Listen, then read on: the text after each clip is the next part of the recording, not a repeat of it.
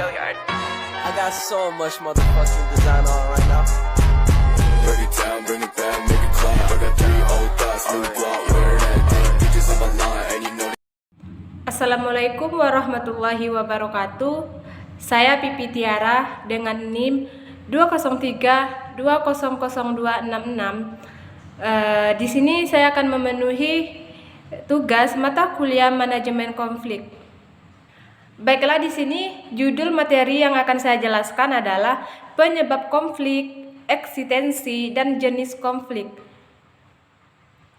Penyebab terjadinya konflik ada pun berbagai faktor, yaitu yang pertama, perbedaan individu. Di sini yang meliputi perbedaan individu yaitu perbedaan pendirian, perbedaan perasaan. Manusia adalah individu yang unik. Artinya, setiap orang memiliki pendirian, perasaan yang berbeda-beda satu sama yang lainnya. Yang kedua, perbedaan latar belakang, kebudayaan sehingga membentuk pribadi-pribadi yang berbeda. Seseorang sedikit banyak akan terpengaruh dengan pola-pola pemikiran dan pendirian kelompoknya. Yang ketiga yaitu perbedaan kepentingan antara individu atau kelompok.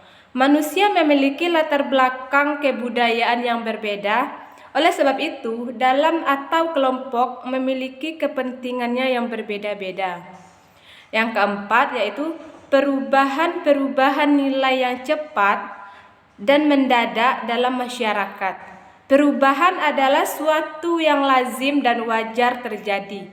Tetapi jika perubahan itu berlangsung cepat atau bahkan mendadak, perubahan tersebut akan memicu terjadinya konflik sosial. Yang kelima yaitu perbedaan antar individu.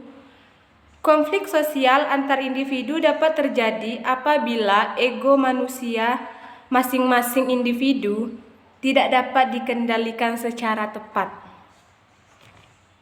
Dan yang keenam yaitu perbedaan antara kebudayaan. Perbedaan kebiasaan, nilai-nilai dan norma-norma yang dianut oleh individu atau kelompok dapat menjadi pemicu konflik jika masing-masing pihak tidak mencoba memahami nilai dan norma satu sama yang lainnya. Yang ketujuh yaitu perbedaan kepentingan.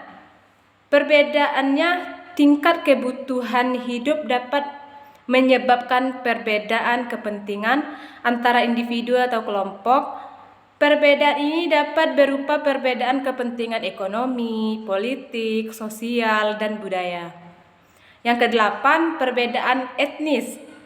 Memprioritaskan etnis tertentu dalam perekrutan meski masih ada etnis lain dalam daerah tersebut.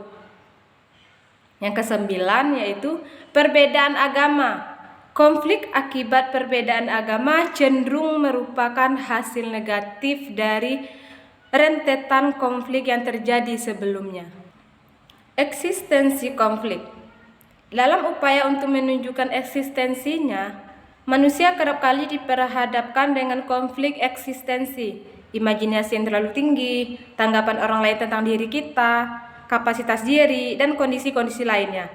Beberapa hal yang dapat menimbulkan konflik eksistensi. Dalam hal konteks konflik pengelolaan sumber daya alam, konflik yang sering terjadi adalah yang pertama, tumpang tindih, kebijakan pemerintah dalam pengelolaan sumber daya alam.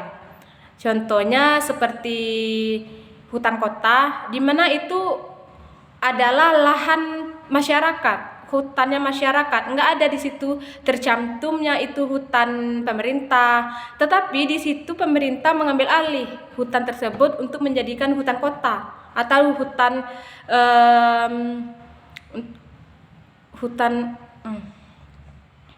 karena itu tidak tertulis dan tidak terstruktur dengan baik. Di situ pemerintah secara langsung membuat itu menjadi hutan kota. Di situ contoh tumpang tindih. Terus yang kedua, kegagalan pengaturan tata ruang untuk memberikan ruang kelola yang adil. Yang ketiga, ekspansi penguasaan lahan kawasan hutan untuk pengembangan tanaman industri kehutanan dan perkebunan. Yang keempat, tidak efektifnya program pembangunan ekonomi berbasis masyarakat. Yang selanjutnya yaitu jenis konflik.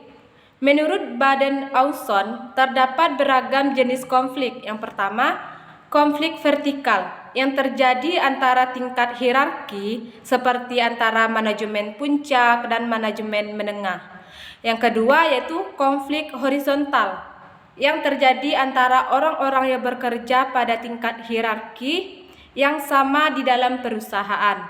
Yang ketiga yaitu konflik di antara staf lini, orang-orang yang memiliki tugas yang berbeda, misalnya antara divisi pembelian bahan baku dan divisi keuangan. Yang keempat yaitu konflik peran, berupa kesalahpahaman tentang apa yang seharusnya dikerjakan oleh seseorang. Yang kelima, konflik perselisihan. Paling mudah terlihat dapat berbentuk protes, tindakan, indisipliner, keluhan, unjuk rasa, ramai-ramai dan lain-lainnya. Yang keenam yaitu konflik persaingan yang tidak sehat. Yang ketujuh yaitu konflik sabotase. Konflik sabotase ini sering digunakan di dalam permainan politik. Yang kedelapan yaitu konflik inefisiensi atau produktivitas yang rendah. Pihak yang sengaja melakukan tindakan-tindakan yang berakibatkan menurunkan produktivitas. Yang kesembilan yaitu konflik penurunan moral, dicerminkan di dalam penurunan gairahnya bekerja, seseorang untuk bekerja gitu. Terus yang ke-10 yaitu konflik menahan atau menyembunyikan informasi. Salah satu sumber daya yang sangat penting. Informasi di suatu pekerjaan itu sangat penting, tetapi penyembunyian informasi atau identik dengan kemampuan mengendalikan kekuasaan tersebut. Sekian penjelasan dari saya. Saya harap kalian bisa mengerti apa yang saya sampaikan. Saya tutup dengan wassalamualaikum warahmatullahi wabarakatuh.